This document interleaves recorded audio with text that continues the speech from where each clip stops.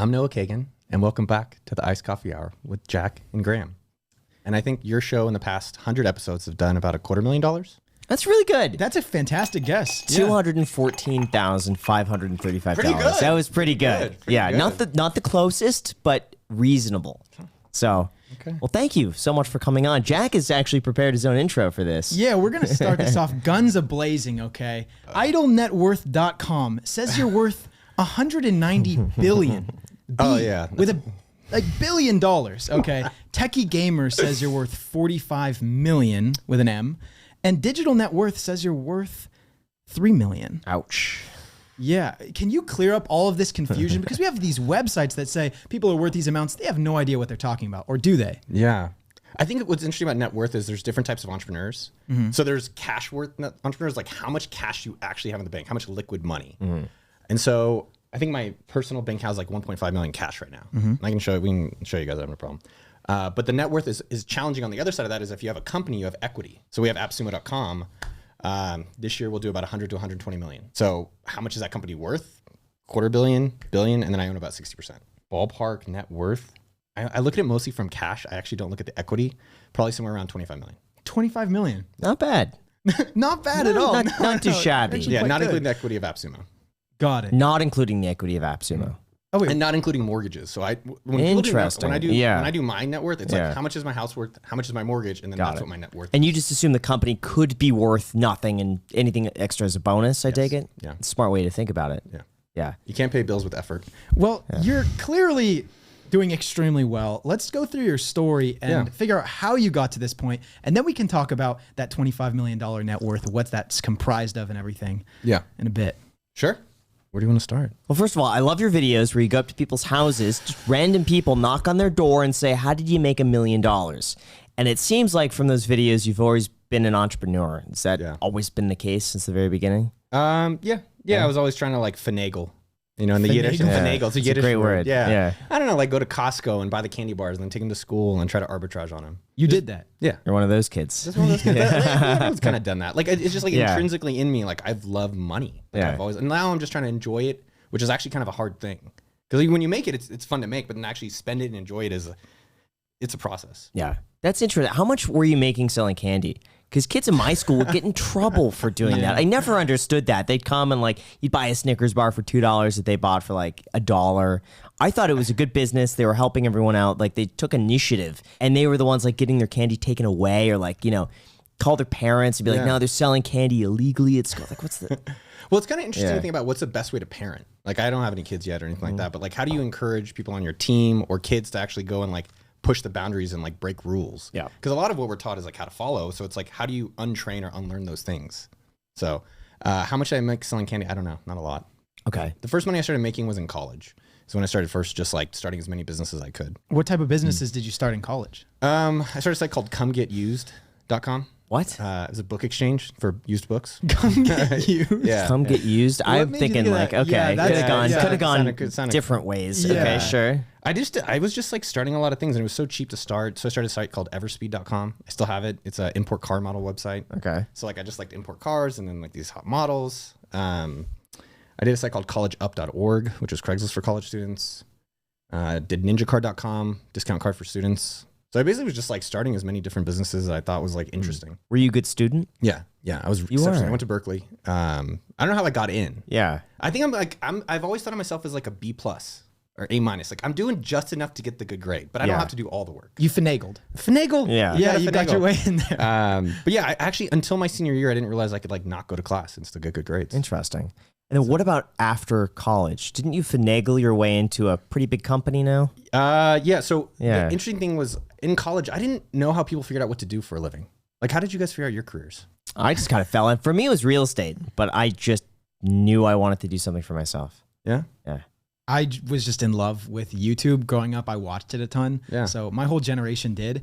And that was like the dream. I didn't think I would ever be in the space, but it was the dream. And somehow it just kind of, it happened. Jack sent me 7 emails in a row. Yeah. Without 70 or 7? 7. Without a response.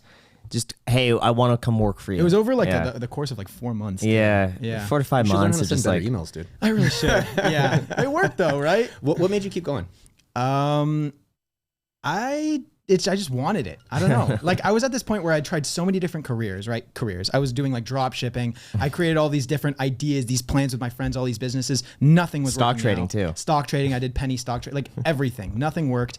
And this, I haven't tried it yet. And I continually wanted it, and I persisted, and I just kept going. And then he gave me some tasks, and I worked as hard as I could at it. Dude, So yeah. I think it's fascinating to find the things we don't quit on. Like, what are the things you're just like, I'm going to keep going forever? Yeah.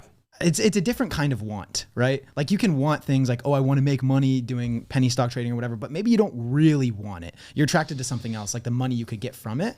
But with this, it's a dream to not necessarily make money from YouTube, but to do YouTube and to like be in production and stuff like that. So I guess I want it for different reasons, and I wanted it more. Good for you, man. So thank you. Yeah, I wonder what's the difference between you and most other people that like have a dream of being a YouTuber, or a dream of being a real estate, or a dream of being in tech, or whatever it is, and then like the reality of like, oh, this is actually kind of hard. Yeah. So that's something that I think people think about it. Like what I always encourage people is like, what are you waking up and doing for free? And then how do you make that your career? Yeah. So for me, it's like I've been blogging, and I feel like a dinosaur since I've been blogging since 2000. Like okdort.com, my blog, it's like been there since the beginning of the internet, but like it's been there for a while. I love creating content. And like what I do at AppSumo.com, we promote products. Like I just go and find cool products. We get a deal, and we like deals, and then we just promote them, and then somehow we make money doing that. Yeah. So yeah, just all along, I think it's really interesting to find the persistence. Like our domain name sumo.com, it was 7 years to get that name. 7 years to get your domain name. To get the domain. Yeah. We're talking AppSumo? We own sumo.com as well. Wow. Yeah, $1.5 million. How'd you get that? $1.5 million. Yeah. Jeez. Yeah, it was pretty crazy. Well, first I found out who it was. It was like one of the, not the wealthiest, but a wealthy person in India. He owns the Hindustan Times, the third largest newspaper in India. Okay. And then I basically called, emailed, messaged, Slacked. They didn't Slack, Skyped for 7 years. And then finally it was like, all right, well, how do I make an amount where they're just gonna be like, okay, we have to take this offer. And so at $1.5 million, and I structured it interestingly where I gave them $500,000 up front, and then the other $1 million was over 5 years. So we're still paying it off. $16,000 a month. How important was that to get sumo.com? Because I feel like now for domain names, it's not that important. I regret it. Really? Yeah, definitely. I'd rather have $1.5 million. Like you can't live in a domain name. You can live in a house for $1.5 million. That's true. So yeah, but I think it's interesting. What do we persist on? Like, what do you like continually like keep? You're like, all right, I'm just gonna go. That's some good advice. Find what you do. Well, that's why I feel like people need work experience. So you're talking about like how do people in college know what they want to do? I think that's fucking tough. But it's difficult going from high school where you're told what to do and what order and like get this task done into college where it's like more of the same but kind of like on your own a little bit more without that work experience in between. I think people should have mandatory 2 years. You got to get a job. Anything. Oh, really? Yeah, I would love that. What kind of job? Anything. But just like, hey, you got to work. You got to get 2 years work experience. You could figure out whatever you want to do. I think within those 2 years, you'll find out very quickly what sort of career you want to go into, or like what you maybe gravitate more towards than something else. Yeah, I think as kids, like, kids, but if you're in like your 20s, I'm 40, like, so I'm like a dinosaur of this internet, right? I've been doing it for a while. But I think when you're young, it's like start a podcast, put yourself out there, go find interesting people to be around. Like when I was in my 20s, I worked at Intel. I had no advantage. I didn't have a network. I didn't have like any audience or any sorts, but I just started hosting things. I have a thing called Community Next, Entrepreneur 27. It was just like events. It was just like bringing people together. And like, that is how I built up a network where like Tim Ferriss and I are talking, or Ramit Sethi, who's famous, and like Peter Thiel, like Peter's from Facebook, but like Max Levchin, James Hong from Hot or Not. So all these people was just as like, all right, how do I be around people to see like, what's the buffet of business that I like?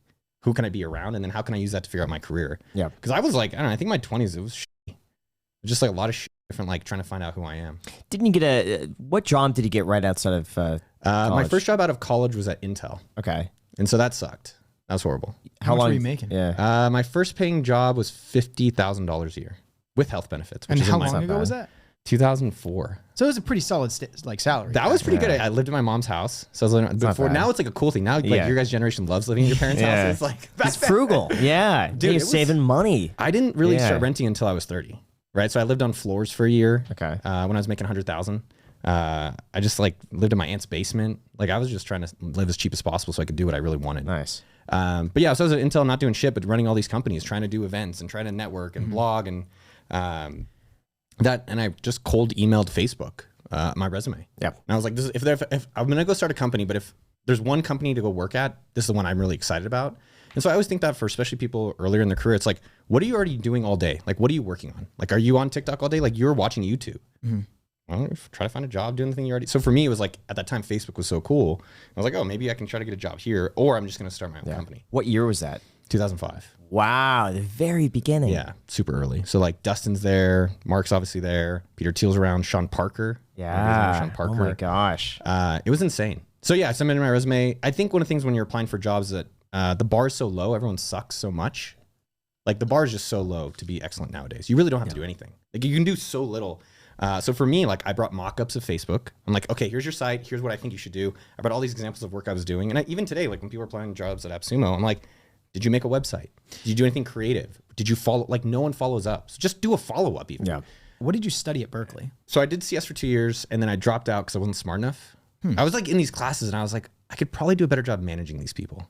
Right. So let me go and like figure out, just understand it enough. Then I ended up majoring in like business economics. But a lot of the companies that you were running while in college, like you said, you had like 7 or so of them. That would require to create those companies because they're all digital, like some CS knowledge. You did that all yourself? Yeah, I would just hack. It was just super hacky. I mean, I would hack like WordPress or hack PHP. Yeah. Also, did any of those businesses that you ran in college, did they go anywhere or were they profitable at the time?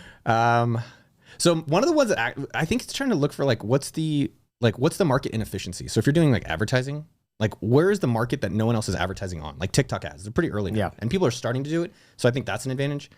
For me, I was a senior and there's all these freshmen there.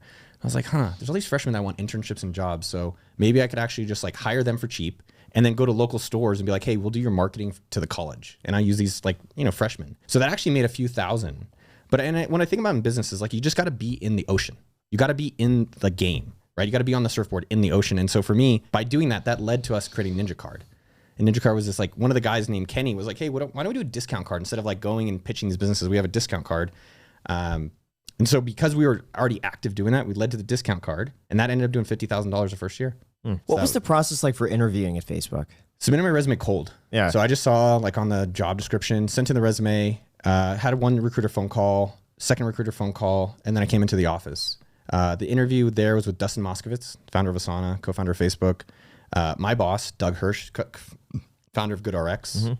And then 1 or 2 other people. And it was just showing mock-ups, talking about Facebook, like what do you want to work on? It was just like, hey, you're gonna be a product manager. Still don't know what that means. We have a few at AppSumo. Yeah. I'm like, what do you guys do here? But they're great. And then they're like, you want to come build products at Facebook? There wasn't much more to that. It was just like, chatted with them, showed what I already did. I think one of the things when you're hiring someone, it's what is your confidence level of how likely they're gonna be able to do the job? So by showing mock-ups, by showing I've already built a lot of college businesses, by showing like I'm very active doing this stuff, the confidence for them is like, all right, well, you can come in and build stuff at the website. Yeah. How was your payback then with Facebook? Because I take it then they didn't have that much money. No. Yeah. No, it wasn't profitable. I think they were just closing the Series A with Excel.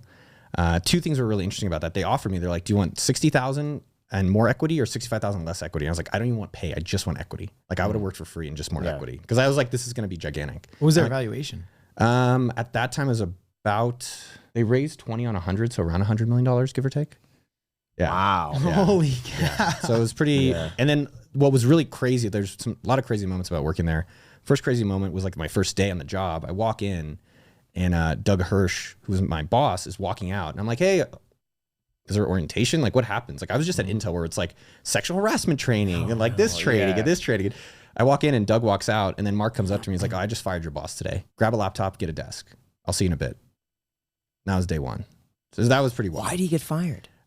He wanted to sell. So the other part that was interesting is Mark, and think about, you guys are, how old are you guys? 23. 32. 32? Yeah. 23. Looking good. Thank you. Good. 23? Try. And moisturize. You got to moisturize. Okay, if there's one thing people take away from this episode, dude, I talk about sunblock and moisturizer and collagen pills. You might want to start. What's collagen? Collagen is supposedly, it's debatable if it really works, but it's a pill that supposedly helps with the skin restoration. You guys do both look really young, Dude. by the way. And every day's I'm getting, moisturizer. What I'm kind of getting moisturizer do you wrinkles. use? I don't Are you getting know, facials? Macy's. Hon, are you getting No, facials? I'm So you not. gotta, every quarter. Really? Sure, every quarter, dude. What even is that? Like, I don't know. what that- It's like girls are doing this stuff, and guys now. It's not to not be manly or not. It's like if I can look good and not have to do that much work to get there, then I'm gonna do it for as long as What possible. is a So facial? facial, they come in and they just put all this crap on your face, and they massage your face, and then like they peel Feels it. And scrub it. incredible, by the way. Okay. Oh, once a quarter. It was that day that you missed out on Yeah. where I took everyone for massages and facials. And that was, I've never had that done before. It was incredible. Once a quarter. Yeah. It was Lately, I've had them come to my expensive, though. house. Yeah, it was expensive. How good is it? How much is it worth to look good? Priceless. It was great. Yeah. So, but anyways, the point I was making earlier, what I give Mark credit for, and he is very gifted. And I've worked, like, I've got to meet Bill Gates, I've got to meet Steve Jobs, I've got to meet some of these like titans. He came I think it was that day or a few days later, and he was like, I could sell the company right now for $1 billion. Now imagine for you, 24, and you have an opportunity to make like $600 million cash. And he's like, I'm not selling. He was 24. Yeah.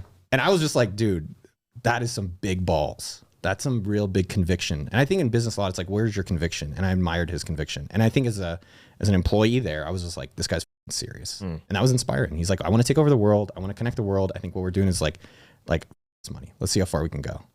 That was amazing. How long did you work there for? I worked there for about a pregnancy, so 9 months. Okay. And then I got fired. What happened? And what happened to your equity? Man, I definitely, I would have liked it. I didn't invest. So how it works in Silicon Valley is that, and this is how we do it at AppSumo.com as well, is you get equity, let's say some percent, and you get your percent over 4 years, but you don't get the first quarter of it until after a year. It's called a cliff. So this is like very standard, like tech company terms. Now some of them are doing like 5 or 6 year terms, which is interesting. So I had to stay there for a year to actually get the first quarter of it. And at the time I had 0.1% of the company. So whatever the company's worth now, I'd have 0.1%. So that's where I think the 190 million, it's not billion, comes from. Wow. So I got fired in 9 months, and then I tried to fight for it. I went to a few other different people, and I was like, I didn't fight aggressively because part of me also thought like I didn't really earn it because I wasn't there for a year. Yeah. But I worked like, that's all, I didn't do anything else. It's probably how you are with Graham and this stuff. Like I didn't do anything but Facebook. I lived with Facebook people. Like that's all we did was work at Facebook. How'd you get fired? Numerous different reasons. And it's interesting now being on the other side of the table where I've, unfortunately let go of people and I've hired a bunch of people. I think in the beginning I got promoted. I even got raises because I was excellent in the chaos, and I was excellent when it's like, hey, there's 30 people, just figure stuff out. And I didn't want to, nor was I skilled enough to scale with the business. Like they got to, it was about 150 people. So 5X growth. I was number 30 and at 150. And so there's people at AppSumo that are growing with our company from when it was 4 million to now, hopefully this year we'll do 100 million plus. And some people are able to scale really well and some are not. So I think that was number one. Number two, kind of what you were saying, your dream was to be your own boss. My dream was to be my own boss, and you can't fight that reality. And so I think what a lot of people should do is document their moments. I think Gordon calls it artifacts. Document where you're at in your journey, where you're at now, and what's your fantasy. And my fantasy, like I've looked at my old journals. It was like, be your own boss. I can't believe I have to go to these meetings. I hate these meetings. And it's like, huh. So as much as I was disappointed, I knew I had a dream of something else. And third, I thought the company could do better press. And so I put out some press early. I was at Coachella, which I've never gone back. But I was at Coachella. I hit up TechCrunch and I was like, hey, we're launching this new feature. I think you should write about it because we weren't doing any press. And I thought I was like doing a good thing for the company. They launched it early. I told the executive team. And then I think that triggered kind of the final goodbye. Wow. Got it. Okay. Working hand in hand with Mark Zuckerberg, what are some good like employer fundamentals or principles that you learned that most people on that level should be implementing, or smaller levels? There's a lot. I think number one is have a singular goal you're going towards. And we've implemented that at our company over the past 12 years and even my previous company. So it's like, what is your singular one goal in the business? Is it subscribers? Is it revenue? Is it number of customers? Whatever that is, and just have that singular and have the company be very clear what that is. Yeah. For our channel, and I don't know for you, but at AppSumo.com, it's 120 million GMV is our goal for this year. That's it. One goal. And so Mark was very clearly singular focused on one number. And I just thought that made it very helpful about decisions. It's like, does it help us get there or not? So that was one thing that was just like exceptional. Second thing, his vision was just really big. Sounds like a peanut thing, but like he just had like a huge vision. He was like, think about this. It was like very small. MySpace was bigger than us at the time. But from a leadership perspective, he was like, we are going to connect the entire world and we're going to be a tool booth for the whole internet. Imagine like some 24-year-old telling you like a giant vision like that. That was impressive, versus some of us like, hey, I'm going to try to make $100 a month. Right. Yeah. And so I thought that was amazing for him to think so much bigger. And I'd say lastly, I've only started doing it more later in my career as a leader at AppSumo, which is how are you really surrounding yourself with great people? And I think we hear this shit, but until you're around excellence, you're like, dude. And he had excellence. Like our support people were PhDs from Harvard. So that level of like impressiveness, like Aaron Siddick, he designed like Napster, Sean Parker. I mean, these guys are like top notch. The guys who created Quora. Like it's a lot of really impressive. And that was like him being able to surround himself with that was really impressive. Now, why do you think MySpace failed? Because I remember MySpace being so much bigger than Facebook, looking at Facebook, and I like MySpace because I could customize it. It took me a while, probably until 2006 or 7, until I really started going on Facebook. Where do you think MySpace went wrong? Do you think TikTok can fail? They'd have to really screw up. I thought their fault. Yeah. They would really have to mess up. I think Snapchat, when they did the redesign, I moved over to Instagram within 24 hours. I just completely abandoned my Snapchat when they did that first redesign. I think it was 2017. I left. Yeah, it's interesting to think about. why people are finicky or why people move and leave things. And then like, what can you learn? So like at AppSumo, we're starting to study, we haven't done a deeper dive, but like, why did Groupon stop working? Because like our business was kind of similar. Like we're Groupon for software.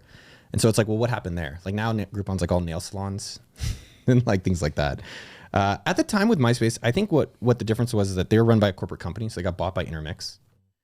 Mark was running, he's basically dictator. And he's like, we are going to do whatever it takes to grow. And then I think with MySpace, because they're owned by a company, it was like, how do we make money? And so a lot of their decisions were like, how do we do ads? And if you remember, MySpace like had all this shit. Right. And Mark's was like, how do we get as many people as possible using the site? So it was just a focus. I miss the poke feature. Oh, that was a good one. On Facebook. That was so is it fun. Gone? I don't even know what I that think, is. I don't know. If Jack doesn't know what it is, I mean, it's gone. I never used Facebook though. So. Yeah. Oh, So really? back You grew up in an era where that wasn't. I wasn't allowed to have it growing up. So. What were you allowed to have? MySpace. Like a Wii, a Nintendo. So I was able to have that. A DS, Pokemon. Oh, wow. Yeah. Dude, that's crazy. Yeah, it was fun. I like it. But Facebook used to have a feature where you could poke each other. Okay. And it would just be a little nudge, like a little like. Yeah. And it would show on the side of the screen. It's just be like, Jack poked you. And it's just you poke back. It's like a little acknowledgement of like, hey, thinking like, about you. So it's like a message like, hey, but there's no text. There's It's just no like an text. emoji. It's just like an emoji. It just shows that they poked you, and then what you do is poke them Do back. you have to be online to receive the poke, or can you? No. You can't poke people that are offline. No, you poke can whoever poke you want. them, and then it just shows up when you log back on. Oh. The cool thing though is Yeah. when you worked there back in the day, you could see everyone who viewed your profile. So you could do poking and all this kind of stuff, and then so you actually come and sees that. There's some really interesting things about when you work at TikTok or YouTube, or I think now with privacy stuff, it's probably more restricted. What's something that you learned for the employer-employee relationship from Mark? Was he friends with a lot of his employees? Was he distant? Was he not emotional with them? Like the whole hire, slow, fire quick thing? Oh, that's interesting. I think one of the things that Mark did that I've really admired in terms of relationship is like, what's your standard? Like, what is the standard you're setting of excellence at the company? And I remember we'd work on things like I helped build Facebook mobile, I helped build Facebook ads, I helped build Facebook status, and we would work on something for like a month and then show it to him. And he's like, I don't think it's good enough. Here's what I would think you should change on it. And you're just like, well, he was right. Yeah, you spent all that time on it. Right? Yeah, and it was just impressive to have someone around you that's just like expecting a lot more and expecting better. What if he's wrong? What if you disagree with him and he's like, no, I don't like that. There was a lot of disagreements. I think he trusted an inner circle. There's a few different people. Aaron Sittig, Saleo became there. Boz. It's crazy now that people who are like, my peers are now like I guess Boz is CTO or Chris Cox is Chief Product Officer, Naomi. He had an inner circle that he would listen to. Okay. But I think I always felt, I think this is part of my story, my narrative, or maybe that's what I tell myself is like, I was from Berkeley. They're all Harvard. I always felt like a little bit of an outcast. Like I wasn't really accepted. What about for you and your business? How do you treat that employee-employer relationship? Dude, I'll tell you a story. 2 weeks ago, we had a team barbecue, and I heard there was someone we're letting go on Monday, and this is on a Friday. And they came up to me and they're like, "Hey, how's it going?" And I haven't met them in person before, with the whole Zoom stuff. And so I felt conflicted. Yeah. Because like it's a person I don't want to if we don't have to let anyone go, that'd be great. But it's also it's weird. And then on Monday they did get let go for performance reasons, and I was just I don't know if I even wanted to meet her, right? Because that was unfortunate. So I think it's challenging. I used to have friends at AppSumo that like aren't my friends anymore. Like they were friends, brought them into the company, and now they don't talk to me because it didn't work out. It's a weird mix. And also there's things where like the loyalty, like if someone else, a lot of times one of the questions I come back to at AppSumo is like, if we brought on the world's greatest CEO, what would they be doing? And I think that's a great question. Like if we brought on the world's greatest YouTuber, or world's greatest producer, or world's greatest like mechanic, how would they behave? And it's tough because there's some people in the company that I think we give the benefit of the doubt. We give a lot more to because of loyalty and friendship, which I guess I'd rather lean a little bit more towards that than the other way. Yeah, I think our line, at least here, is so blurred that there's like almost no differentiation between like friendship and work at this point. For me, it's always been like friendship first, work second. Like you have to be like really good friends with someone to work with them. Because for us, it's just like us three. And you have to like each other on a friendship level to like spend this much time together 100%. and work together. Have you fired anyone you worked with? No. But I mean, it's just like you're looking at them. Yeah. We get people on the team a little bit, and we've let go of those people. At least I know I have. And like you've, outsourced certain things to other people, but you've never like really worked hand in hand with those people and had to fire them. The only actual like people on the team really Jack and Alex in terms of like full time. Mm-hmm. That's I it. have two contractors But full-time people. I meant there's a guy, Steve Blank. He's like super old school Silicon Valley. He wrote 4 Steps to the Epiphany about how to do product development. He sold multiple companies. He's worth like hundreds of millions of dollars. And he told me once, he's like, I've met my founder 3 times. The day we started the company, the day we went public, and the day we sold it. And that's the 3 times I've like actually hung out with him. I was like, I don't know. I don't know if there's a right or wrong way. I do think your point's great, which is like, if you're going to spend a lot of time with people, you should find people you really like. Yeah. And I think it's just always a sign in a company where like I didn't create a company so I could be around people I hate.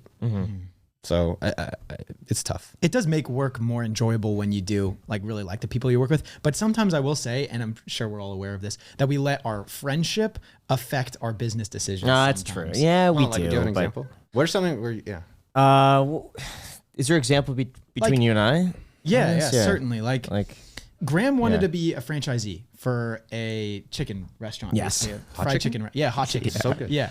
And this was someone that we had on the podcast. And I told Graham, I'm like, you have like a lot of external benefits. Let's say we bring on a person on the podcast. A lot of the times it will disproportionately benefit Graham for stuff, or for the benefit that is realized outside of the monetary gain from the podcast and social growth or whatever. So I brought this up to Graham, right? Which might be a little bit of a nuanced thing to bring up, but I felt like, I had been thinking about it for a while. And then Graham said that he was considering opening up a franchise with someone that we had on the podcast. And I connected the dots and I'm like, well, we had him on the podcast that like then gave Graham, I thought that it was A caused B. Like we had him on the podcast and then he extended the invitation for Graham to open up a franchise. And I brought it up to him. And then Graham was like, no, it's not that. It's not that, And he said, if you are uncomfortable with me doing this, let me know and I won't even do it. So extreme loyalty, right? Like where if I felt like, for example, I had been taken advantage of and I said it to Graham, then Graham said he wouldn't even consider opening up the franchise. Yeah. I explained to Jack that the benefit was really me as the brand of Graham Stephan and not so much the podcast, but it's the audience that I built on the main channel that's really led to all of this. And the podcast happened to be a way that it was a great introduction. But in the big picture, I told Jack, there's nothing that would ruin our relationship and our friendship. And so I would lose a lot of money or miss out on that just to keep that friendship intact, because I think in the bigger picture, that's way more important than anything else. And of course, when I totally understood, when we made it clear that it doesn't have anything to do with the iced coffee, I was like, no, I respect that. And I see you as a good person, a great friend, of course, do your own thing. But Jack's brought up other opportunities for him that he's brought, like, hey, Graham, you might feel kind of uneasy about this. I'd like to do it, but if you're against it, for personal reasons, I won't do it. Yeah. And so it's really weird. It's strange. But we never like step on each other's toes or anything. Like we always bring it up to make sure the other person's okay with it on a friendship level. Yeah. And obviously sometimes we're a little uncomfortable, but we always give the green light. Or I would say so far. There's gonna be some point though. There's gonna be one time, and that's when it's all gonna. I don't want to jinx it, but I know there's gonna be one point. How is it for you being solo versus now having people that you consider for opinions? I trust Jack and Alex a lot. So, but a lot of time I kind of know the direction I want to take it. And if I'm split in the middle, I'll ask Jack and I'll ask Alex. And usually between the two, we come up with what I would consider to be the right decision. Or sometimes I'm so in it that I can't see the clear picture, but Jack can because he spent no time on it. Same with Alex. I think best friends talk like real best friends are we totally like you're like, hey, I don't think this is good for you. And I'm like, you're a real best friend. Like I was hanging out with my buddy Tynan yesterday, and he's like, I was talking about my ex, and he's like, this is really bad. He's like, it's just bad. He's like, and I was like, I know, but he's like, no, it's bad. I'm just letting you know. And I was like, thank you. Yeah, and it's best friend. They're there to not tell you always the nice things, but probably the thing they think is best for you. We get a lot of hate on this podcast because sometimes I can be very critical of Graham, and people always say, "Oh, why is the assistant hating on the CEO of the company or whatever?" And I'm like, well, first of all, if I was just a yes man, A, that would be terrible for the brand, and B, that would prove that Graham and I weren't even friends from the start. You know what I mean? Like friends aren't necessarily yes men of each other, at least true friends. And also, what type of business is built off of just a bunch of yes men? Dude, people at AppSumo, no one does what I like. Like almost all the time, they're like, I want to do this. I was like, can we do what I want? They're like, no. I'm like, okay, yeah, better idea than me. And I agree. But people think that. It's kind of an external perception. Mm-hmm. But the thing is, what if you did have the better idea? And then they're going and saying, no, it's not, but you have the better, direction. This reminds me of Mark. Imagine if Mark's guys are like, no, I'm not going to do that. I'm going to do this instead. And Mark's just sitting there twiddling something. Like, all right, I guess they have a good idea. I was just thinking, man, maybe we should have a day where we only hang out with yes people.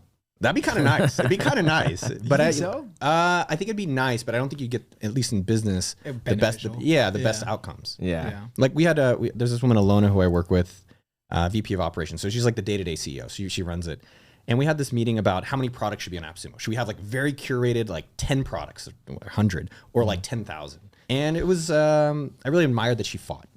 Like I like to see in business who has conviction. Like who cares? Because sometimes I'm like, I don't get, like at Facebook, they'd argue for hours about the topography and which font to use on a page. And I was like, I don't care. I don't care. Whatever the customer and user wants to use, let them use. So it's just nice to see where like, how do people fight in productive ways?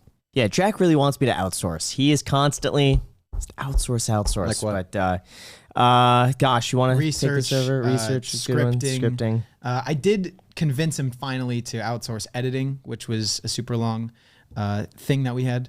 Who was doing it before? Me. You enjoy doing it? Yes, I did. I would say, but it took up a lot of time. So even though I enjoyed it, for me, it was a great way to zone out because I'd finish a video and then I just clear my head for 5 hours or 3 hours and just edit. And then it's done. And then that reward that you get afterwards, then I'm clear-headed afterwards because I can't go from like planning.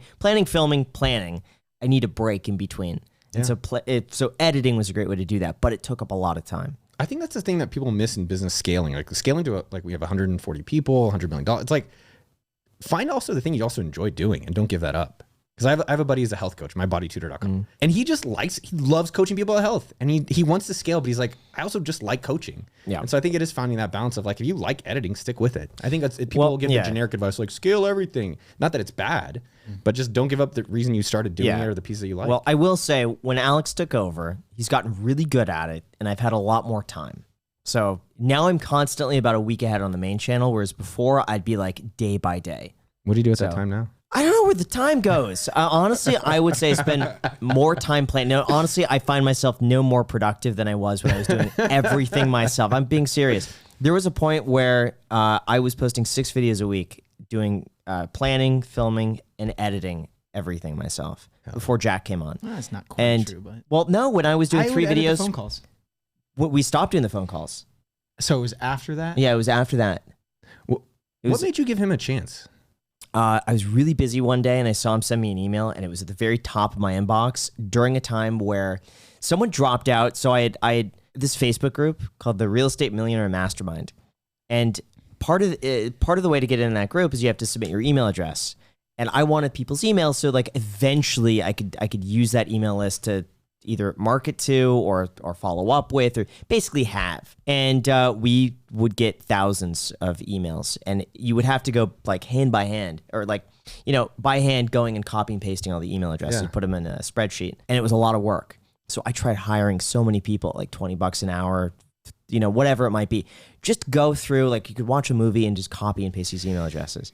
No one would do it. I'd ask people to do it. They'd say, oh yeah, no problem. Oh yeah, no, I didn't have time. And meanwhile, they're building up. So I would do it myself. And during a time where someone just dropped out, Jack was the top email saying, I'm willing to do anything. And so I called them. I'm like, hey, if you want to do anything, here's this thing. It's really boring, but if you want to do it, you just feel free to do it. You don't have to, but like if you want to, feel free. And he finished the whole thing like overnight. For free? Yeah. And I was like, He wow. offered to pay me. Yeah. I did not accept Yeah. that. And it was so good that I'm like, wow. And I felt bad. He spent like, how long was that? 8 hours? 7 hours? It was way more than 8 hours. Maybe 10 hours, whatever it is. So I felt so bad. He spent like all this time. I'm like, how about this? I'll take you out for dinner. And so he drives down. I take him out for a hamburger. I don't even think I ate.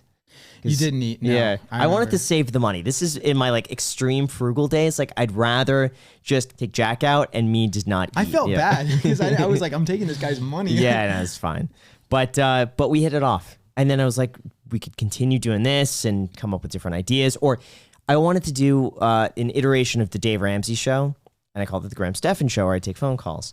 And I said to Jack, how about this? I'll post on Instagram. You go through these emails and you pick the 3 calls that you think might be the best. And Jack started doing that. And it just evolved. Yeah. That's the 1%. Yeah. Just like you did the work. I mean, Jeremy on our show, he didn't hear Instagram for a few weeks. Mitchell volunteered at our charity ride. Something to be said for that. But I will say, if Jack didn't send that email at the right time when I needed the help, like if Jack sent me that maybe 2 weeks prior, even if it was at the top of my inbox, I just wouldn't have needed the help and I probably would have looked at it. That's nice, but you forget, and so the power of asking is so underutilized. The fact that you just kept asking, but I guess there's also a balance of asking and being creepy. Right? Like, Oh, yeah. Where's the line where it's like, I'm sure you get this all like, hey, I want to help. Hey, it's like, but it's interesting which ones make it through the noise. Yeah, I think some of that is also just lucky timing. And I do think there was an element where he asked enough to get at the right point where I really needed the help. Yeah, and you were in the group. You probably saw that he struggled with it. No, I wasn't in the group. No, I he just sent random I just watched emails, a bunch yeah. of fan. I watched Just a bunch. random emails. Dude, hell yeah. Yeah. Good for you. Thank you.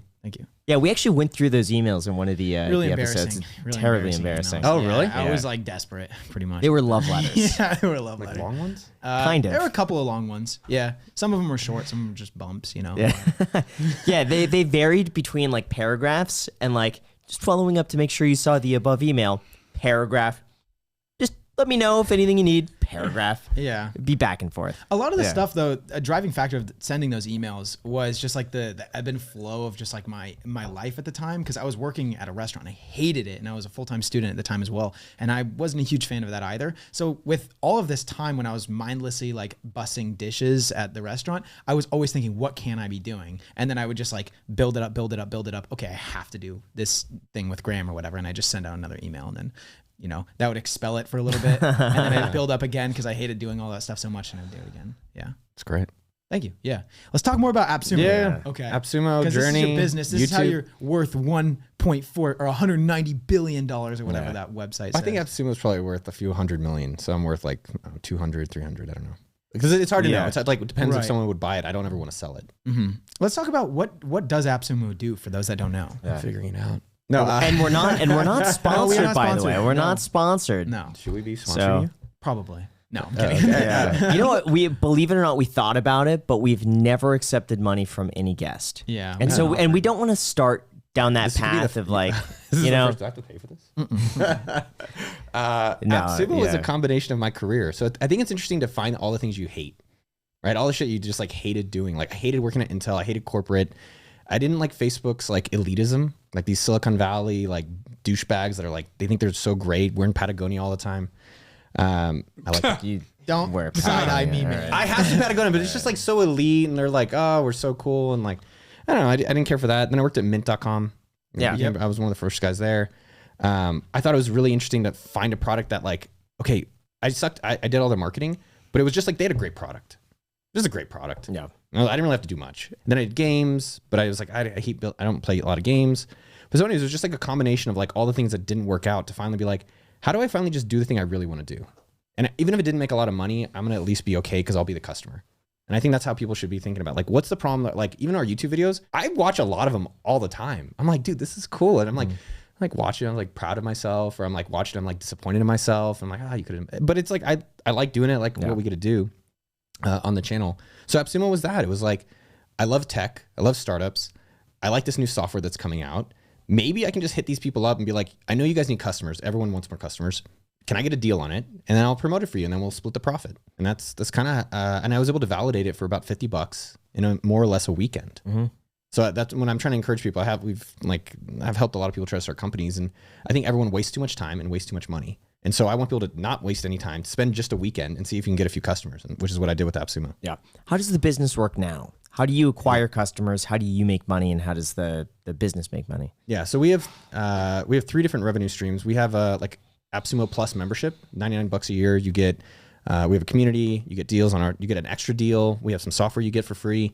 So it's like Amazon Prime, but for startups and founders. So that's $99. We have our own original products. So we've created like a MailChimp alternative called SendFox. We created basically. Oh, you have SendFox? Yeah, that's us. So all of these products that are mainstream, that are expensive, we created alternative one-time payment versions of them. So TidyCal, which is our Calendly alternative. So it's like $20, you get premium version of Calendly forever. So that business unit maybe does like $2 or $3 million this year. And then the bulk of our revenue, we have two sections, is our marketplace. So we go out, let's say you create Gramsoft. We go out and normally you're $20 a month. We go out and negotiate with you. The sales team will find you, negotiate with you like a $50 for life deal. And then we'll do like a 50-50 rev split. And then we just share the money in that. So Now, why would a company agree to that? Isn't that a lot less money, or are they making it up with a whole bunch more volume? So we have that, and then we do have a marketplace listing. So anyone, like if you go to appsumo.com/sell, you can, if you have software, you can go and list it yourself now. And we have to approve it, and it's software targeted for small business owners. So the question is, why would someone do it? This is literally the best deal online for a software creator. So if you think about it, You created software. How would you get customers today? Buy ads. Buy ads, maybe Sponsorships. sponsor the iced coffee hour. Yeah. Maybe do your own content, maybe PR, maybe like Google SEO, right? All those are cost money, take time, and not guaranteed.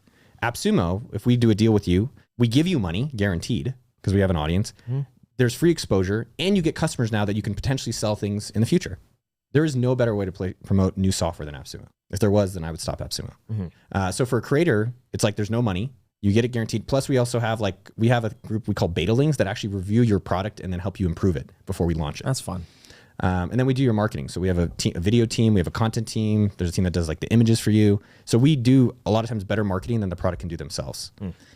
That's so smart. Yeah, and MailChimp, I believe, was one of the first ones, was it? They were in one of our early bundles. And the thing that's interesting about AppSumo from a business model perspective, and this was just totally lucky, and this is something I try to encourage people, is one, the market for software just grew a lot. Like when I started it 12 years ago, there was like 10. And now there's like hundreds of thousands, maybe not millions, but hundreds of thousands. And then we just got lucky with our business model. So we don't hold inventory. Like we don't have to really have any office. We don't have to do anything. And we get the money up front. And then we pay our partners 30 or 60 days later. So it's a pretty interesting model. Like there's no food cost. There's no anything. We just built up the audience and community that trusts us. How big is your audience on AppSumo?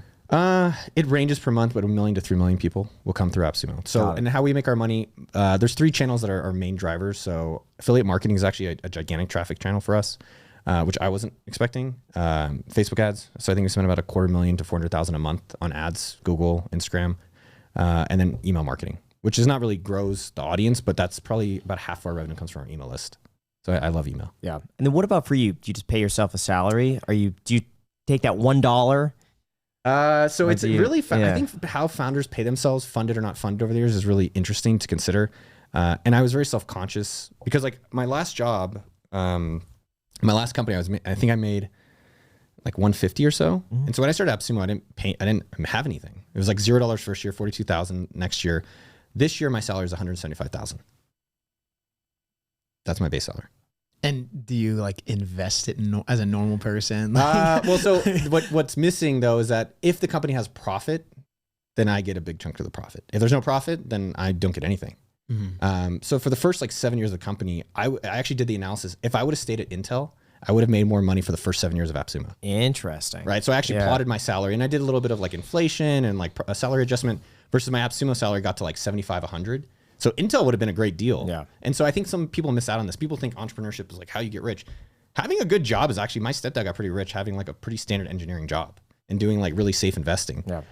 But the past few years I make 7 figures every year. But I don't want to talk about the exact number because I feel bad for the people that work at the company. It's like, oh, why is he getting rich and I'm not? So and that's actually an interesting question. How do people get rich at companies? Is that you make more money for the company and the company has to give you more money. So we have made many millionaires, not many is relative. We made millionaires that work at AppSumo.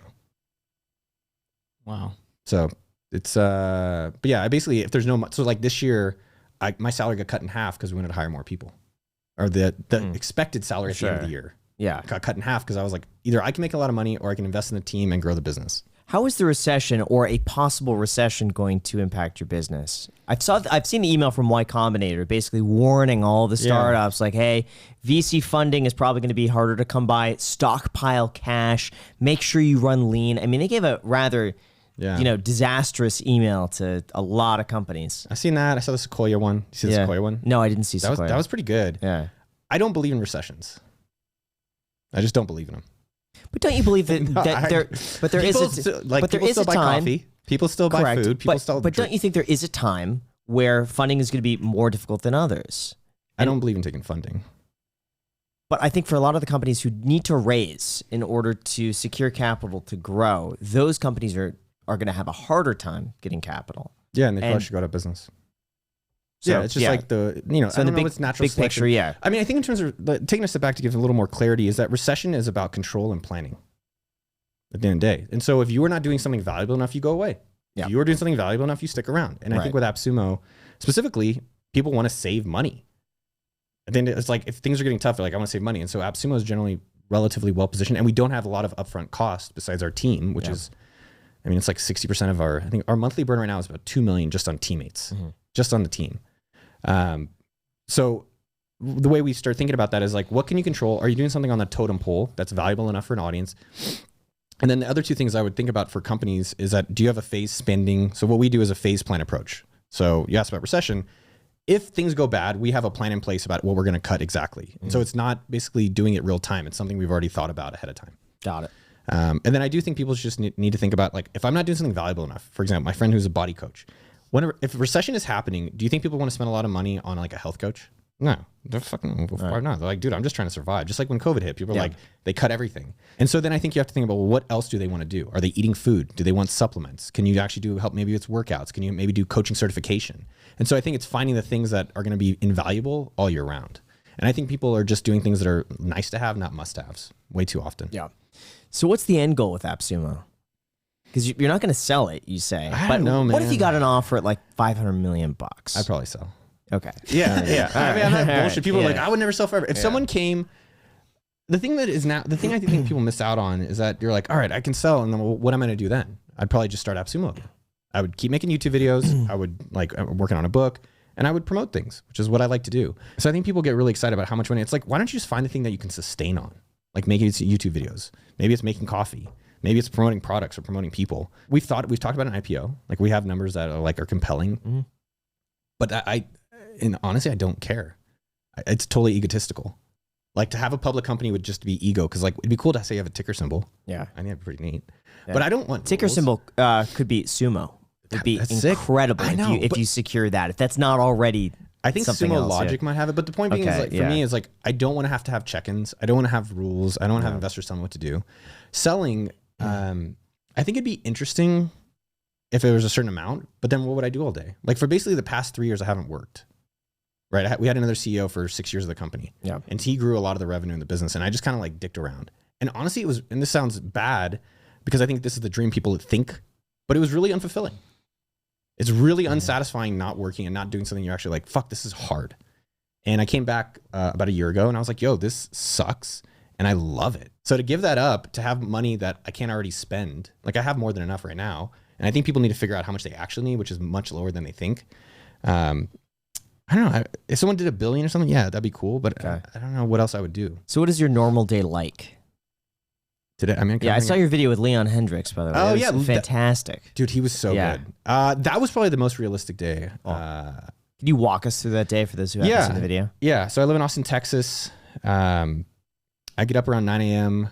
Let's just take a Monday. So my days are very structured. I think one of the things that if you're a CEO or if you want to have high leverage in your days, like I probably spend maybe around 5 hours a day looking at my calendar, which is like kind of uncommon for people. So what that means is that there's a woman named Anna. So on Fridays, we go for about an hour to hour and a half reviewing my calendar. Like we have a survey, like what happened this week? What was good this week? Were you consistent this week? What blocked you this week? What are we doing differently next week?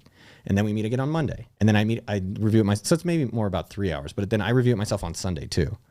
And so I'm just very specific about like, what are my main goals that I'm trying to accomplish? And right now there's 3, right? So as CEO, there's 3 things that matter. Like where we're going, 3-year vision. What are the rules? So operating principles, we have an operating principle manual, and then who are the people there? So those are the 3 things I'm really trying to optimize for. And then in my week, it's really like I color code my calendar. How much of my week really looks like that? Because I think if people say what's important to them and they actually look at how they spend their time, it's very different. It's very different. So I color my calendar. So Mondays, I basically I do morning pages. You guys have read The Artist's Way? No. So good. What's this? It's by Julia Cameron. It's like one of these books that like you hear about and you're like, you read it like, this is fucking epic. How have I not heard about it? Because I think some of the best stuff is the stuff that others don't know about. So she wrote this book about, I never thought I was creative. Like, I don't know, I see these people with like cameras, or I see these people like, I don't know, doing photos, or I guess it's cameras, or drawing. And I'm like, dude, I want to be creative. I'm just a business guy. I don't know shit. And her book is just like, dude, you're a fucking artist in business. And one of her key things that she encourages everyone is doing morning pages where for 15 minutes, you just write unfiltered. It's called journaling, I guess is what other people call it. But so I just do that every Monday. It's just Mondays. I'll basically wake up. I do tea. I do Element. It's like these electrolyte packets. I have them every morning. And so I'll do that. I'll write 15 minutes. And one of the key things that's actually been really powerful that I've done the past few years with that is I just write what am I looking forward to this week on my Monday mornings. Like what this week am I like hella excited about? Like what was it for you guys this week? Oh man, Concert. Oh yeah, which one? Rex Orange County. I did it 2 nights ago. What is Here in Rex? Vegas. Is a musician, artist. Is it like country? No. Is it EDM? No, it's like a bedroom pop, kind of like I don't know what to call it, but yeah, that's what I was looking forward to. Hell yeah. Yeah. Probably the delivery of a Tesla. Oh, hell Looking yeah. forward to Which that. one? Yeah, the Roadster. Hold on, it's coming? The It's old already one? here. No, the old one. Oh, Yeah. sick. Yeah. Okay. I think so. Anyways, my Monday morning, I just try to think about it. Like, what am I looking forward to at work? And if there's nothing, I'm like, oh, cool. Let's make some shit up that you're gonna look forward to. Like coming to Vegas. This is sweet. Yeah.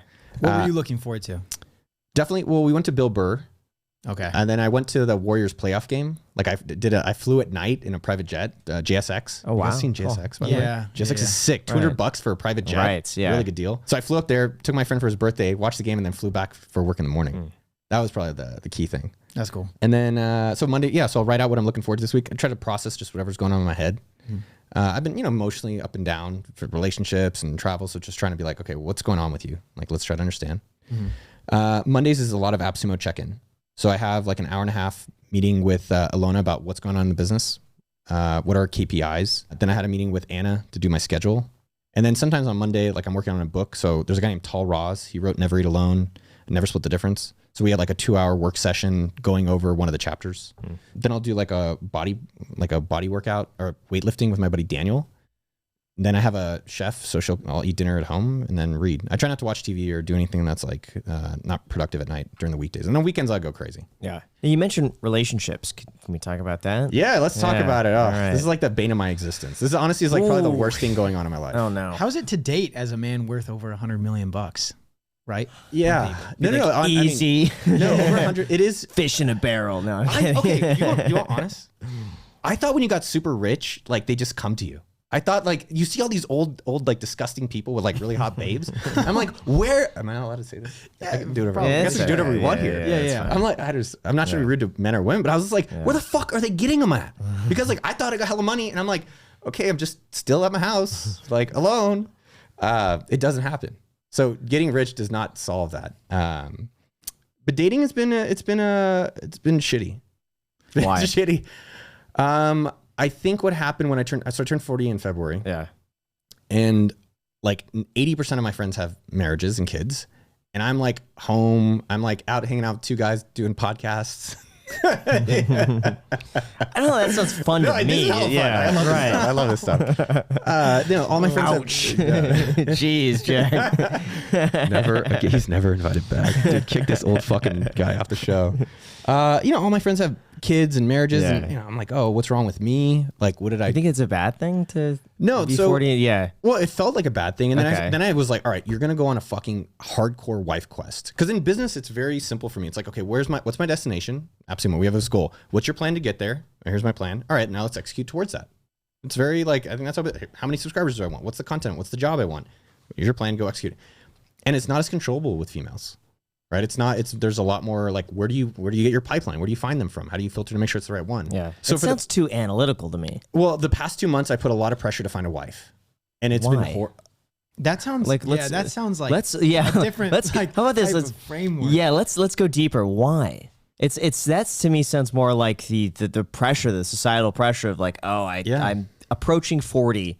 This is what's most people should be doing, and I should go in that direction. But it doesn't seem to me like you've ever done that. So it's surprising to me that like for companionship that like that would be the route you went. If I'm honest, I thought it would make me feel more complete.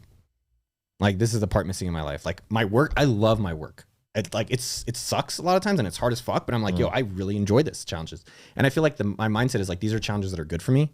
My health is good. My friends, I literally have 10 out of 10 friends. I have like the best friends. Like I feel very lucky. And then when the women one, it just feels very like, why is this not going well? Like what's wrong with me or what's wrong with the situation for that? And I think with my dating over the past 20 years, it was very like, it wasn't dating with intent. It was just dating. It was like, you're cute and you let me sleep with you and like we can hang out and like, but it wasn't like, oh, we're going to try to date to see if there's someone I want to be compatible with for a longer period of time. So I think I just put artificial pressure on myself to make it happen. Was that an age thing where like you felt this compelled at like 35, let's say? Because like it sounds like this was more something somewhat recent than at something 35 I like, didn't give a shit. And my friend is one of my best friends, Adam, was just talking about it. He's like, and also like you're on a dating app, which is weird because I do get now pretty often. We're like, oh, I watch your videos, which is a little strange. And they're like, why are you on a dating app? But in having that number show 40 on the dating app versus 39 was like a weird mind fuck. Really? It was just a weird like, oh, I guess I'm getting older. It's not forever. If I want to have kids, like I'm only going to get maybe 40 to 60 years with them. So I probably want to start that sooner. Do you think that's, from your perspective, 40 makes a difference for 39? Or do you think it's just generally your response has been different at 40 versus 39? I'm sure a lot of women would rather put 29 than 30. Yeah. And maybe there is a significant, slowdown after the age of 30. I don't know. I was engaged, I think I mentioned, and I broke off that engagement. And yeah, I think getting 40, it's like, oh shit, like am I going to find a partner? Is it actually going to happen? And I don't think it really mattered. I really considered it. And it does feel like these other areas of my life feel pretty dialed in, and this one is not. And this one feels much more uncertain unless like I can't control it or make it happen. Yeah. And so then forcing it, these past 2 months has been like pretty shitty. Yeah. When were you engaged? I was engaged November 2019. We got engaged at the Met in New York. And how long did you date prior to? We were dating about 3 years. Okay, do you mind answering like what caused why we broke off the engagement? I try to understand it, right? And you try to it's interesting with all of our lives, like how we try to tell back the story that we have. And I also don't want to I'm talking to her again. So you're back talking to her a little bit. Which then feels even more confusing because all my friends were like, yo, it's a bad idea. Oh yeah, if I'm even saying, are you sure it's a good idea? Like I don't even know her or the situation. From what I've seen, I shouldn't. No, go for it. From what I've seen, it's usually not a good idea once there is a break off because it's not only is there a reason, but there's still all those underlying issues that probably haven't been resolved. That you could put a Band-Aid over it, but I think you're right. The cracks are gonna show. I think that the two things there is one, I've never fired anyone I regret. I've never fired anyone where I'm like, I really wish it back. And I think there's a parallel here where it's like you broke up for a reason. And it's probably that probably is not going to go away. The challenge is that our experience now is very muffin top, from Seinfeld. Like it's just the muffin top. It's like just the good part. Yeah. So we're having just like highlight reels versus like when you get back to relationship. So while we broke up, I think part of it, there's different things my friends said, but I think one of it is like who you choose as your partner is probably the most important decision of your life. Probably your business partner and your romantic partner, female, male, whatever. And I was like, damn, that's a fucking important decision. There should be very little doubt. And I had a lot of doubt. And I was like, I'm going to spend 40 years with this person. Like, I like another way, it's funny to look at it as like, do you want to have like 2,000 more dinners with this person? And I just, do you think that's just nerves though? That maybe it's just like, that's a lot of pressure to think of, 50 years and summarize it into 3 and. Yeah. Well, I think what's interesting is what are the things we don't have doubt about? Right? Like I have a lot of things in my life. I'm like, there is zero doubt. Like I have friends that I'm like, there's nothing. Like not even a quick, and I'm also not sleeping with them and I'm not having dinner with them every night. That changes but I think in terms of your romantic partner, like they should be pretty minimal. There should probably be nervousness. And I do think though, your point is interesting where like, I think the amount of pressure I put on myself, I think high achievers are actually really negative. We're like really, I think myself as I'm not a high achiever, but I'm like always going, but I have this really negative self-talk. And so I think that level of expectation made it hard for probably her and for our relationship. And even for this recent dating period where after we broke up, like these past 2 months, I'm like, I meet someone and I do basically a wife interview. No. I know. You can't do that. It's not worked out well. It's not worked out well. Yeah. The way to grow a business, I've noticed, is so much different than like getting in a relationship. And I felt myself throughout like my mid-20s very similar because I was like really good at like being a real estate agent and buying properties. And to me, it seemed like so easy to be able to follow the same, patterns. But then I was so stiff and businesslike when I would go on a date. I mean, I was so uptight and all I wanted to talk about is like business and making money and like just investing. And I was so uptight that I think it shows. And that sort of like analytical approach just is not attractive. Well, I guess are you guys in relationships? Mm-mm. Yeah. Yeah. And then how is your partner like a super type A person or is it more like a house person? Is it both? Like house care, like they're more like they're taking care of you and they're taking care of the house so that you can house. And I don't mean that negatively. I don't mean that. I don't mean that. Yeah, she's very. I would say she's 50-50 on that. Really? Yeah. Could be both. I would say it's 50-50. I would say just in the way that she treats like Ramsey and Bailey. Oh gosh, yeah, for the animals. Oh she gosh, cooks dinners and she does his laundry. Yes. You don't hire someone to do your laundry? No, she doesn't. You should hire someone for that. Listen, I wouldn't hire you. I would just do it myself. It's so easy. I'm not going to hire someone. We talk about that stuff. Yeah, let's come to the relationship. And I think you could find a woman that is maybe both those things. I think basically, I went to New York on a wife quest 2 weeks ago. Wife quest. And so I just set up like, I've only dated Asian women. So I wanted to date Jewish women. And so I went on the apps and I lined up basically like almost a date a night with a different Jewish woman. And it was just like stressful and it was creating a lot of anxiety. I'm Jewish. I'm Jewish. Nice, dude. Dude, nice. Yeah. Are you Jewish? Yeah, I'm a Jew. Dude, that's what I'm talking but it was just like, well, because I've never dated a Jew. Yeah. My family's Jewish. My dad's from Israel. Like I study Hebrew. Like I'm not religious whatsoever, but I'm like, it'd be kind of cool to like continue that lineage. And I've only dated Asians and it was stressful though. It was just like, that's a lot of pressure to go to. Yeah, you went for the objective of finding a wife, the wife quest? I went for a bike race and then I made it with that and then working on my book. Were like the 3 major priorities. Walk me through a night of a wife quest, right? So like, let's say you just finished a Jack's taking notes here. And it's like 6 p.m. Are you on a wife quest? Definitely not a wife quest. Girlfriend quest. I'll just, I'm a develop a relationship with someone. He's the most eligible bachelor at this point. It's become a running like joke. How did you meet Macy? Instagram. She hit you up or you hit her? No, she hit me up. What'd she say? Yeah. She made a really funny comment. I had posted something as a story, and she had commented on it, and basically it was a funny comment, but I didn't even think anything of it, and I just thought it was a funny comment, and I responded back, and then we just kept the banter going back and forth, and it just developed. Was it easy? Yes. There's one of my new favorite words in business, and I think in this relationship experience is organic. Yeah. Like how is it organic to make content, organic to interact with them? And so after the New York thing, we wouldn't talk about that. I just came back and I was like, I went to therapy. I interviewed a relationship coach, Stephanie Rigg. She's phenomenal on Instagram. Really, really good. And she's like, how are you feeling with all this stuff? I was like, oh, I'm fucking anxious. She's like, well, you don't have to do it. I was like, what do you mean? She's like, you seem pretty happy and life's pretty good. Like, why don't you just chill? Like, and then when you want to go hang out with someone, instead of having to, why don't you get to? So I've been trying to just think more about like, what do I get to do? And then also just notice how I'm feeling with some of these things. Like if I'm really feeling anxious about going on a date, it's like, okay, what's going on with this anxiety?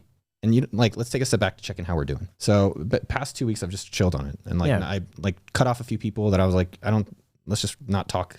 We'll be friends. And honestly, it's been nice. It's been so relieving. I have a feeling the less pressure you put on it, the more success you'll have on that. I think if you went in just thinking I'm going to have a great time and just tonight it's just about me having fun.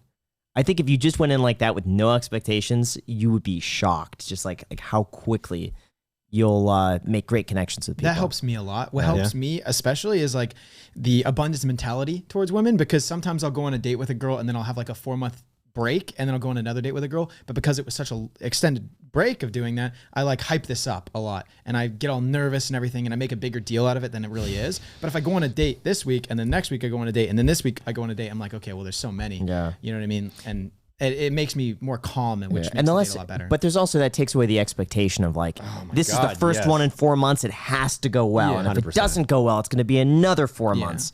And when you don't care because it's like, well, I could just meet another person next week. Yeah. Someone asked me about like my 20s, if I could do it all over again. It's kind of an annoying, stupid question. And one of the things it was dating. It was like, I would have been way more thoughtful in my dating. I think I just dated like, oh, you like me? Sure, let's do this. Versus like, okay, it'd be nice to be intentional for that. And I went out there, if you're dating, just being more clear, like, hey, I want to find someone long-term. Like, let me be more intentional in dating versus just like, this is a cool person to have around. Yeah. I've noticed the dating topics actually do quite well. Oh, really? And it's, yeah, that's what people like. Yeah. They love, especially in finance, because usually I want to say it's probably 85% male. And if they're into finance, there's a chance they're not that good at dating too. Disproportionately high chance. Right.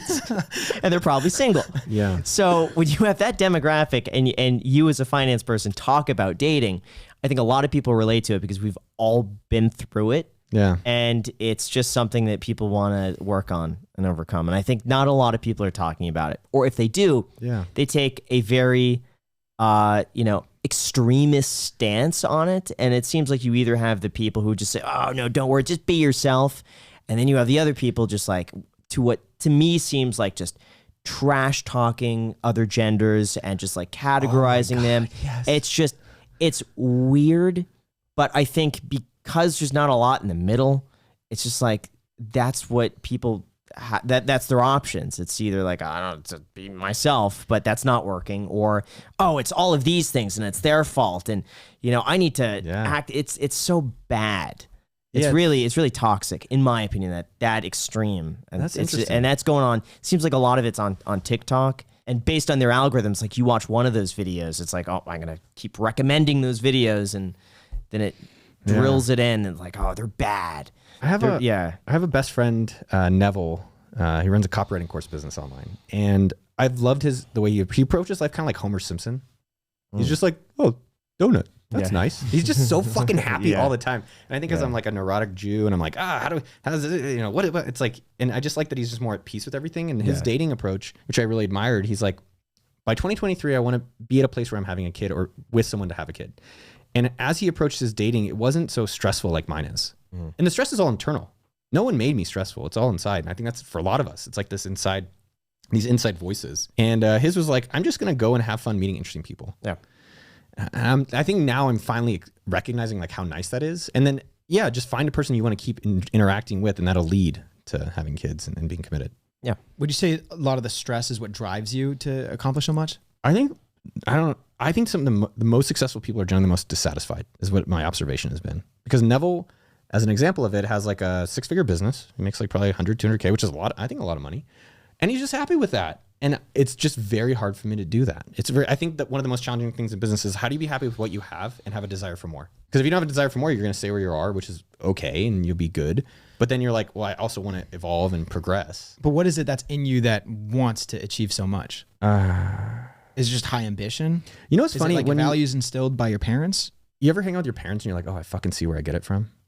Yeah. You ever do that? Yeah. Or is it the opposite? Probably the opposite. I don't want to say the opposite. I don't know. I call my mom and she's like, well, okay, I'm going to the gym now. Okay, I cleaned the oven for 3 hours. Okay, da-da-da. And she's like, no, I don't know how you always are so busy. I'm like, Mom, you literally haven't stopped all day. And I think there's a little bit of like just being around her.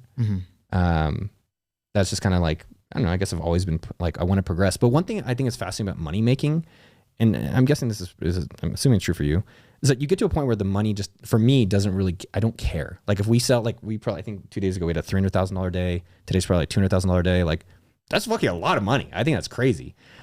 But it doesn't like no chubby, no nothing, right? But if we like do a cool new marketing initiative or do a new product, or we like relaunch something for the website, launch something, that excites me. And so it's just interesting about like what the motivators are. For me, it's just progress. I guess I just like doing cool new things. For the business itself, I know a lot of people through their like entrepreneurial journey, they can make these micro decisions or little tweaks that can then skyrocket the business. Were there any changes that you made with AppSumo in itself?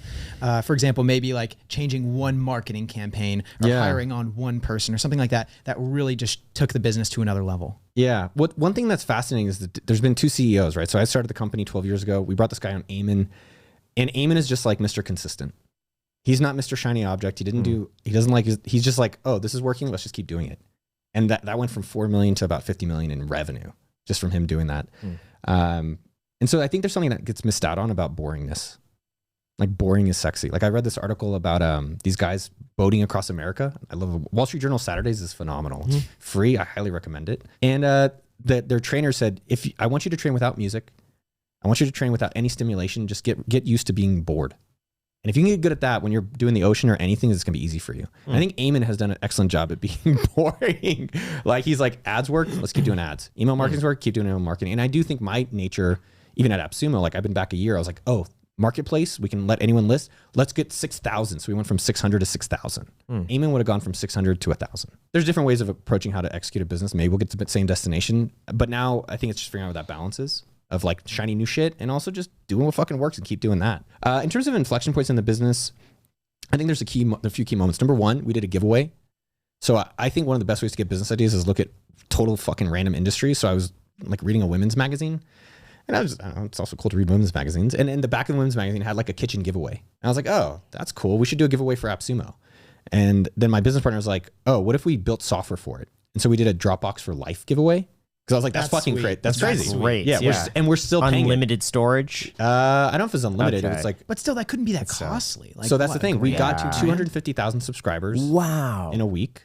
And that definitely is probably 8 figures. I don't know about profit, but 8 figures of revenue over the past 7-8 years. So that was That's a great giveaway. Wow.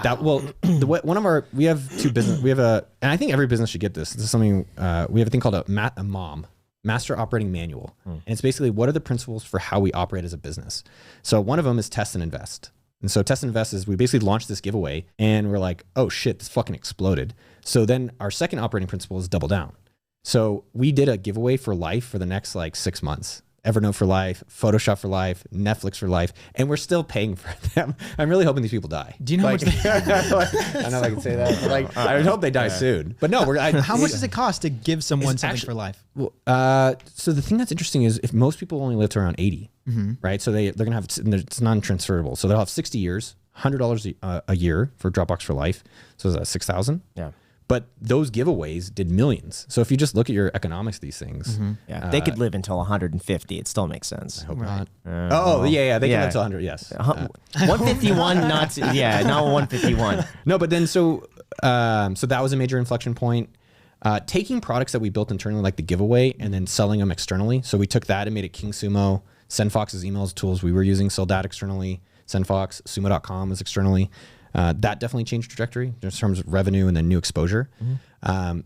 Going from, I think one of the things that everyone needs to do is like a 1-minute business model. Like look at your unit economics. So when we started AppSumo, when I started it, it was bundles of software. So it'd be like MailChimp, MeisterTask, Rescue Time, whatever, Evernote. And it was $25 for all 5 tools, which is an insane deal. It was such a good deal. And then one day, Andrew Chen, who's one of my best friends, and he's an advisor of the company, he's like, let's look at the unit economics of like, it's 5 deals, this price. What if you just made it singular, like one deal only, which now is obvious, but he just showed the economics of it. And I was like, oh, so when we went from 5 to 1 a day, five bundles to just singular deals, new curve. When we started doing ads, new curve, and new ads when there's no one else doing it. So when we did Facebook newsfeed ads and no one else was doing it, major curve. There's been some of the other ones. Email marketing, I think, is probably the most underutilized thing for every business out there. Offline and online businesses. Like that's something we did very early. I didn't do it for the first few months. Once we started collecting emails, trajectory of the business changed.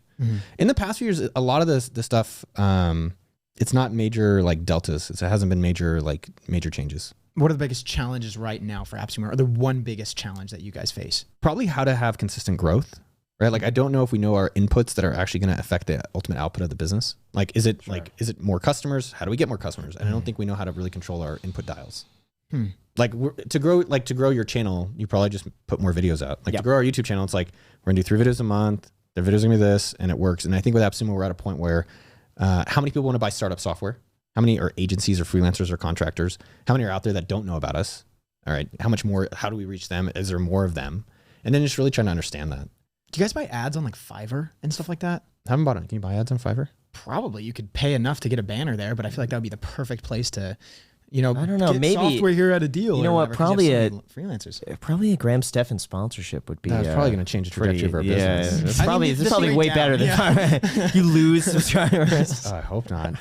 I mean, there's different things that are. I would say. I'd say right now the 2 major things that I think we can fix or get better at is number 1, like where we're trying to go in the next few years. So we've only ever had like 1-year plans. Like where are you going to try to be in this year? What's our number 1 target? X amount of revenue. And so the team was basically asking me like, where are we going in the future? Where's this all going? And so then I've spent this quarter basically putting that together. And so I think that'll help us. That's definitely been one of the biggest challenges. And then secondly is the leadership team. The people, like we talked about Facebook early on, the people that were helping us get to this point are great, but they've never run a sales team of 30 plus people. They've never run an engineering team of 15 plus people, or like, I don't know, support team of like 20 people. And so you have to start finding people that have taken it past that scale. So that's probably the second biggest challenge, which is like, how do you find like a chief revenue officer? I've never heard of this role, but this is like a major role at like a lot of new tech companies, or chief business officer. So they manage the sales and marketing orgs. They roll up to them. I never heard of that. So now I think filling out the leadership team on some of these gaps, marketing, we had a people issue. We had chief people officer come in, and then finding this chief revenue officer. Let's say the average person right here watching this has just a random idea for a business. Yeah. What are the first steps just to test it out to see if it's going to work out? They don't already have like anything successful, or they're not making money. They just have an idea. Let's do a real one. So like how do you like this coffee? You're selling coffee now? Bankroll Coffee. Now for sale at bankrollcoffee.com. How is it, by the way? Pretty good. You try the Bankroll Coffee. Yeah, tastes good. Tastes like coffee. Good. Yeah. So let's say you have a coffee business, right? What most people do, like what you probably did you sell any of it before you made it? Probably not. No. Okay. So I taste tested it. You taste tested it. Yeah. And so how long did you go from idea to actually making your first sale? Oh gosh, probably about 6 months. Yeah. So, and then how much did you have to invest in did you have to invest anything? I think it was, I don't know offhand, it was under $10,000 split between 2 people, I think. So like six grand for me. Okay. Yeah. And so the way I like to approach it, basically call it $1 Million Weekend. It's the book I'm working on, and it's the formula that I've used at AppSumo and other companies, is like, how could you have done it in 48 hours? And so the idea, you're like, well, I can't make coffee. I have to go taste it. But what you could have done is seen, is there a demand for what you're trying to sell? So you could have emailed your audience, posted on the community tab, posted on Instagram, and seen if you could actually get buyers for it. Yeah. See, and then if they get buyers for it, you're like, hey, this coffee is going to taste just like coffee. Like, that's my whole shtick. And see if you can actually get people to buy from you. Yeah. And if you can, now the 6 months you're spending, you know you have guaranteed customers. And so I think most people do what you do, which is the opposite way, which is not, you can get to the same destination, but I've always been, I don't want to spend any money. I don't want to waste any time. And I want to figure out, is this something people actually want? Because I've done the other way, where I spent 6 months building a site called bettercade.com. It was sports betting. We launched it. No one wanted it. I built a thing for Disney for 3 months. Finally had it for them. They didn't want it. And I was like, there's got to be another way to do this. So I always try to get people to, how do you do a pre-sale? How do you do validation? How do you ask people if they actually want to buy it and give you dinero, cash, Venmo, PayPal, Cash App, whatever. And then from there, then you go build a product out. So this can go literally for any business. Like watches, same thing. Can you, because what people do, if you can't get 3 customers is what my target is within 48 hours, it's only going to get fucking harder. So like if 3? Yeah, I think 3 is the right number. Because one, that's it? Yeah. Okay. But it can't be like your family and friends, right? It should be family and friends. Oh. Because what aren't they going to be biased and say, "Oh yes, honey, I'm going to go and buy that"? You have a family? Yeah. You have like parents probably? Yeah. Have they bought your coffee? No, I just give it to him for free. Okay. Yeah. But then did you ask them to buy it at all or any? No. But mine is skewed because I know whatever I put reasonably out there, people are going to buy it. Is it selling to your expectations? Yes, but it's very low ROI to the point where I don't really push it. It's more so meant to be a background that maybe one day could be something, but we sell at our cost basically, and it's great branding and people like it. If I could only talk about 5 things in a week, I'm going to talk about the things usually that tend to be more profitable, and this has a lot of repeat business. So everyone that basically 1 out of every 2 people who buys Bankroll coffee for the first time will reorder on their own without being prompted at all. Yeah. How much money would you say you spend on an average month? These are for the viewers out there, just to pique their, their interest is probably peaked on this, right? You got to scratch the itch. Yeah. What does a person like you spend per month? We just look it up. Let's do, really? Well, I'm just going to look up my credit card bill. I think my credit card bill alone is around $30,000 a month lately. And that's personal expenses? That's personal with some of our YouTube channel. Okay. Personal is probably, this month I think is like 2025. I just bought a new bike. Oh, cool. Wait, I bought 5,000. Yeah. Oh. Bought a new specialized bicycle recently. I've been into pinball machines. Oh, those are neat. Dude, it's super cool. It's a very power move to have a pinball machine. So I think my credit card bill is somewhere between 10 and 20K. So I just paid off a little bit of it. So right now it's 10. What limit do they give you? This is just a personal one. So I think it's like 12,000. And what card do they give you? I use the Sapphire card for my personal. Cool. The business stuff is separate, and then I have a house about $2.5 million. So the mortgage, I don't know, it's like 12,000 all in. Oh no, with property tax probably a little more. Yeah, somewhere between like 15 to 30,000 a month. Okay. I think what's interesting is about lifestyle inflation. So as I told you, my 20s, like I lived on couches for a year. Like I literally tried to bring a girl home, and I was like, "Oh, that's my sleeping bag on the floor," and then she left. She left. Yeah, Zelda. You just gotta own it. Be like, I did. We were that's trying my sleeping bag. I did. I was like, "Hey, it's a nice sleeping bag. I got a pillow here." Like, a good one. I was renting not even renting. I was just staying at my buddy's floor. But I mean, I just lived so cheap that like actually getting to enjoy the money was and I hate when people talk about this because it's like, oh, boohoo, you couldn't spend it. But it was to get to this wasn't right away. It was like I was doing 2,000 a month, and then it goes up as your income and net worth goes up, and also the reality, like I have 40 more years to live, probably maybe 60, and like good years of active life, probably 30. So I'm gonna try to fucking use it and enjoy it. Like even yesterday, I was talking with Tynan. I want to buy a sauna. I love saunas and like ice baths and shit like that. But it's like 10,000.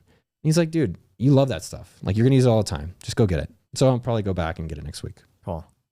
And what is your business overhead per month? The team cost alone is $2 million. Just a month? Yeah. Wow. Just there's our title right there. Yeah. Okay. Title. Good.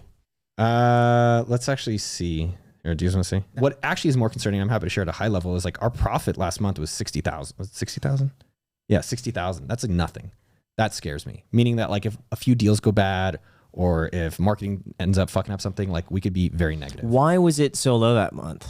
Because our operating principles got fucked up. So my operating principle, I use the Amazon approach at our company, which is at the end of the year, I want 0 net income. And it means either we got distributions or we reinvested in ads or we bought servers. We reinvested all the money. So if you look at Amazon, for years they didn't make profit. It's because they reinvested it.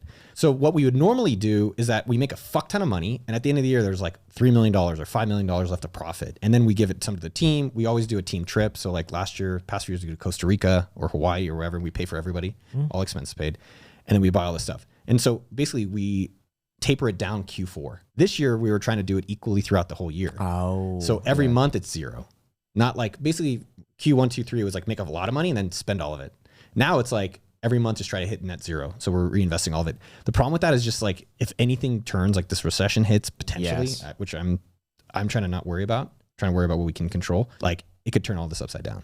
So I want us to have basically, I want to get it to about $200,000 in net income a month. I like the Q4 approach because you want it off the books by the end of the year. 100%. I want And to pay so taxes. it's like then you know how much to spend versus every month you're trying to project something that, like you say, you can't control a recession. You can't really control what's going to happen to the business necessarily, so in terms of something outside of your control. But you can't control Q4 100%. getting down just for tax purposes. Yeah, and it just gives us, the other thing I'm noticing with businesses is that I don't know if people should be working at 100% capacity. Like you want to have the ability to like fuck ups happen, having a break. Yeah, that's your chilling. emergency fund. Yeah, and so having more of a buffer where either like we'll have to move some of the teammate costs around, reduce our marketing spend, maybe try to increase the top line, creates less pressure on the overall business. So I'm going to try to get it back up to around $250,000 a month in net income. Cool. Like cash flow.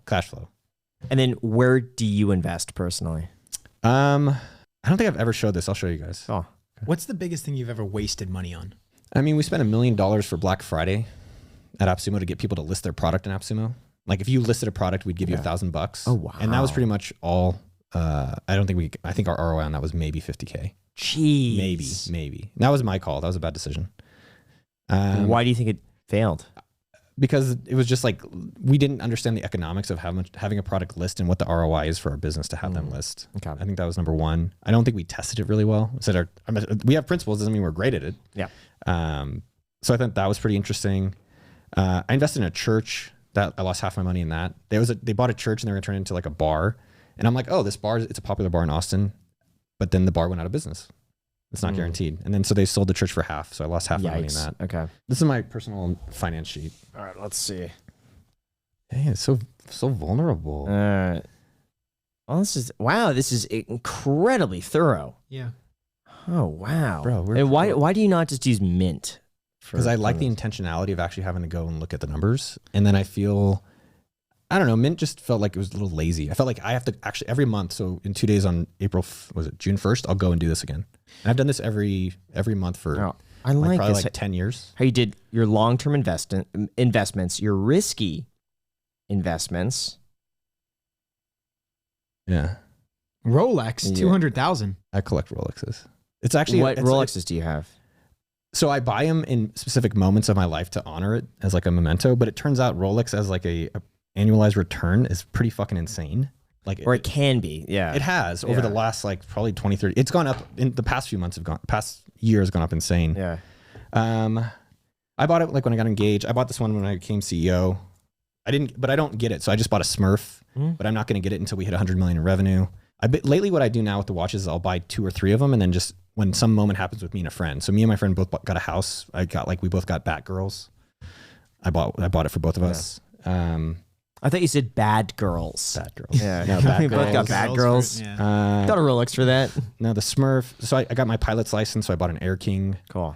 I have another one when I get married again. I already bought. I bought Pepsis to give to other friends. Sure. But the Rolex has actually held their value pretty well. Why don't you have a Daytona? I feel like that's like the go-to. Yeah, I bought one for Eamon, our CEO, the previous CEO. Yeah. I don't know. I just don't have a good reason. Do you want to like make up a new reason? Coming on the Ice Coffee Hour. Yeah, exactly. Well, that was like those are kind of, I don't know. The other ones all have like specific things. Like I don't know. I guess the Hulk was green. Daytona. I don't know. I don't have an association with it yet. Sure. That's cool. But yeah, I was basically, and I don't mind putting it public. I was basically trying to transfer crypto out, and so some watch brokers will take crypto, and so that basically reduces tax liability. Cool. Well, that's good. All right. I think that was a great episode. Thank you so much for coming on. Yeah, I really appreciate it. Experience of like dating, AppSumo, business, finance, of everything. Well, thank you so much for coming on. I'll link to your channel down below in the description. I guess we're going to be doing a video as well, so I'll link to that video. Go and check that out. And then down below in the description, You Check could out also FTX, guys, because they're a great sponsor of this episode. Yeah, and you can also get a free stock at And public.com. you can also check me out on Instagram, JLSSELBY. And you can check out Noah. If you're a single female, Hey, do your pitch. Do it. There's one. I right, guarantee there's one that's gonna. all right. Here's the thing. No, if you're a single female and you have a good personality and you love life, I'm looking for someone just that's positive, excited to be alive. Hit me up on Instagram at Noah Kagan. Or if you have a friend that you think would enjoy interacting with me, any race, preferably female gender, at Noah Kagan. Holler at your boy. Thanks, man. Thank you guys. And if this works, we got got Daytonas. Daytonas to celebrate. Okay. If you get married from someone who puts, where did you hear about me? Iced coffee hour. 100%. All right. So they're going for like what, 30K each? It's like 30K? No, you're not talking about well, like if you get MSRP, Yeah. then maybe like 15. it's really tough to get. I bought all of mine secondhand. Yeah. Like at Chrono. Daytonas. Yeah, but There you know we what, go. Dude. But you know what? Federico Talks Watches might be able to help us out here. Is that the guy? Shout out him as well. Yeah. We've mentioned Federico so often on the channel because he's like our watch guy. He's the guy you use like he your is, plug. Yeah. There's always a guy. Yeah. DelReyWatchSupply.com. All right. That's a good shout out. Okay. Thanks, I'll guys. see you guys. Thank you, man.